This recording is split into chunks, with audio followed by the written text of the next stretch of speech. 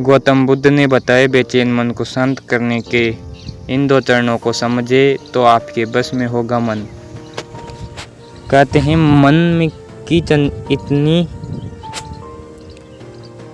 हैं कि मन इतना चंचल होता है कि यदि वह नियंत्रण में न रहे तो व्यक्ति अशांत महसूस करने लगता है।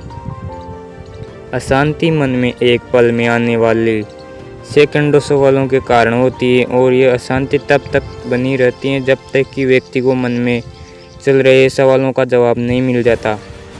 ऐसे में तो यही लगेगा कि मन को शांत रखना बेहद ही जरूरी है, लेकिन सवाल यह उठता है कि आखिर हम मन को शांत कैसे कर सकते हैं। गौतम बुद्ध के मुताबिक मन को शांत करने के लिए उसे समझना जरूरी है। पत्रिका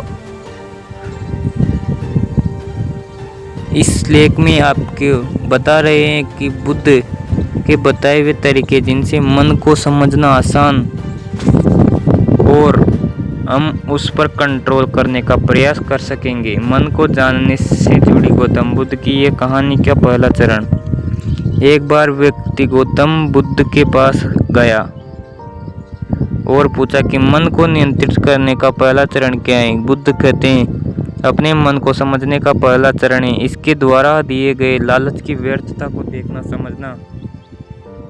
दरअसल जब मन अशांत होता है तो कई तरह के लालच देता है और जिसने मन द्वारा दिए इन लालचों को पहचान लिया समझ लो कि उसने मन को समझने का पहला चरण समझ लिया है। फिर व्यक्ति बुद्ध से पूछता है लेकिन हमें ये कैसे पता चलेगा हमारा मन हमें लालच दे रहा है और वह लालच व्यर्थ है। इसका जवाब देते हुए बुद्ध कहते हैं अनुभव से। मनुष्य मन के लालच से जिस कार्य को अतिपूर्वक करता है उसमें उसी हानि होती है और आने के बाद उसे अनुभव होता है। जैसे जिसने वास्तव में यह देख लिया कि नशा करने केवल दुख है वह नशा मुक्त होना शुरू कर देगा।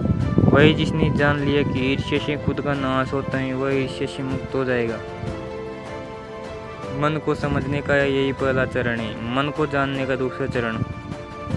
व्यक्ति बुद्ध से पूछता है यदि व्यक्ति पहले चरण से ये जान जाता है कि मन द्वारा लालचों के कारण दुखी है तो फिर दूसरा चरण क्या है।